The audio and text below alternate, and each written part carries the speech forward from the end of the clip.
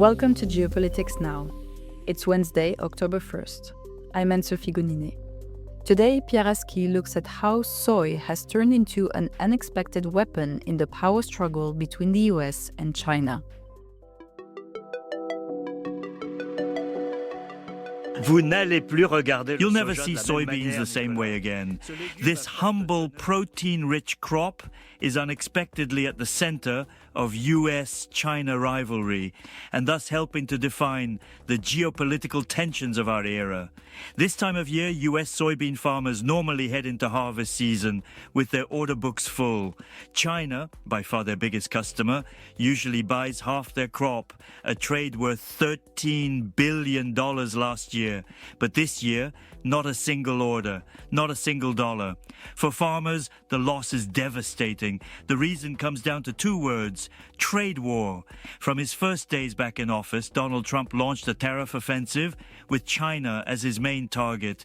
Beijing struck back by curbing exports of rare earth minerals, where it dominates the global market, and by shutting its doors to American soybeans. China's choice of soybeans is no accident. The top producing state is Iowa, a Republican stronghold and home to many Trump voters. In November, Trump is set to meet Chinese leader Xi Jinping in Seoul, and soybeans are almost certain to be on the agenda. So where does China turn for its soybeans now? This is where the story gets interesting. In the 1970s, at a time when America was by far the world's leading producer, a poor U.S. harvest opened the door for Latin American agricultural powers, Brazil and Argentina, to begin producing soybeans on a large scale. When China experienced rapid growth at the beginning of the 21st century, its eating habits changed and its soybean imports skyrocketed, increasing 11-fold until China was buying 60% of the world's production. To avoid dependence on a single supplier, Beijing spread its purchases across the three major producers, the United States, Brazil, and Argentina. Geopolitical tensions intervened, and Chinese buyers were ordered to boycott the United States and buy as much as they could from Brazil. Under President Lula, Brazil, China's partner in the BRICS bloc, became the preferred supplier. At the same time, Brazil faced its own friction with Washington as the U.S. imposed politically motivated tariffs linked to the trial of former President Jair Bolsonaro, a close ally of Trump's. What does this tell us about the global state of affairs? This story, which stretches across three continents and centers on a humble crop largely destined for animal feed, highlights both the globalization of recent decades and the disruptive power of even the smallest geopolitical shift.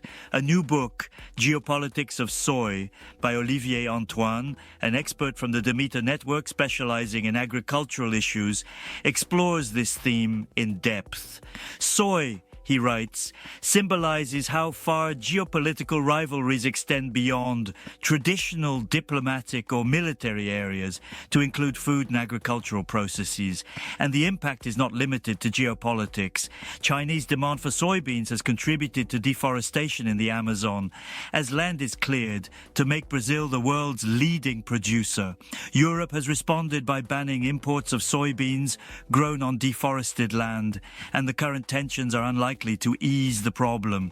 For Americans, the situation is first and foremost a wake-up call. It demonstrates that China, as a superpower, has both the means and the resolve to retaliate in ways that were underestimated.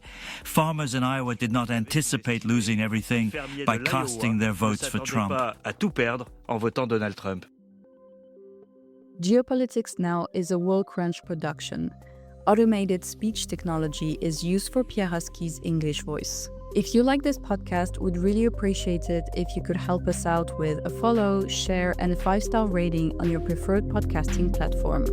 For more of the best of the international press delivered exclusively in English, visit us at worldcrunch.com.